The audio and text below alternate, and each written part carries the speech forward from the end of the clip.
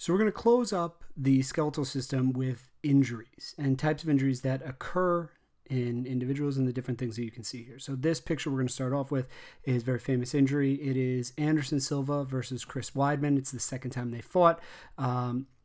What happened was Anderson Silva is notorious for the low leg kicks and kind of weakening people's legs so that it's harder to fight. And Chris Weidman prepared for that. And what he ended up doing was, as Anderson Silva was throwing these leg kicks, he was checking them. And what he did to check them was he would bring his knee up, and instead of being hit in the side of his leg, in the muscle on the side of his femur, he was blocking them with his knee.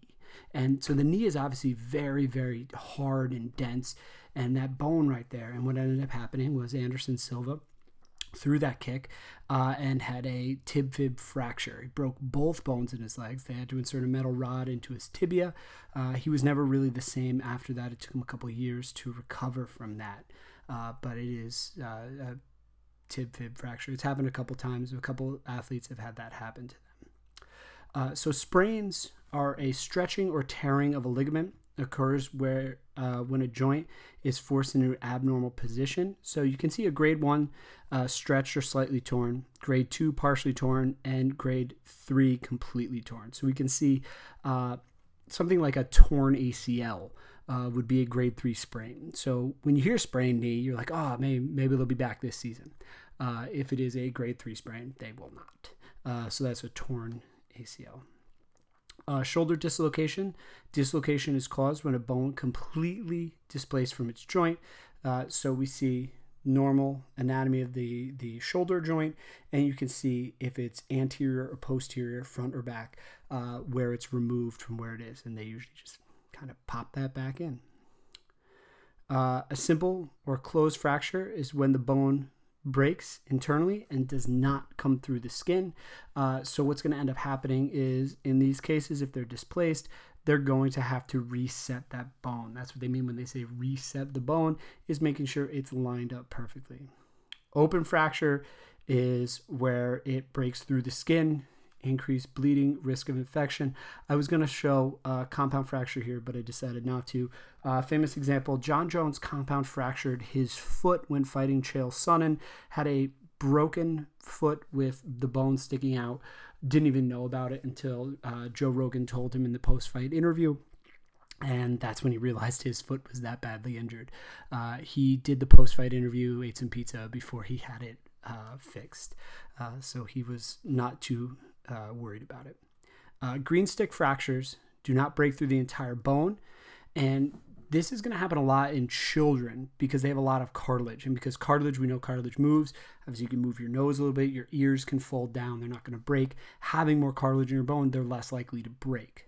Okay, so kind of like if you think about the example being, if you were to go right now and take a branch off a tree that's living and kind of cut it off, and you broke it, it's hard, very hard. The green inside the stick, the living ones, don't break that easily. So these fractures, look at this one right here, involves the bone shattering into multiple pieces. So if you shatter your leg, you see right there, there's a lot of pieces right there. So bone disorders, brittle bone disease is a congenital disorder that results in an inability to produce the type of collagen needed in bone tissue. And osteoporosis is a decrease in bone mass, often occurs in women after menopause due to a decrease in sex hormone circulation. A way to prevent that is actually physical activity. Being very physically active can keep your bone density up. So running, lifting weights, all these things will keep bone density up in women after menopause. Scoliosis is an abnormal sideways curvature of the spine.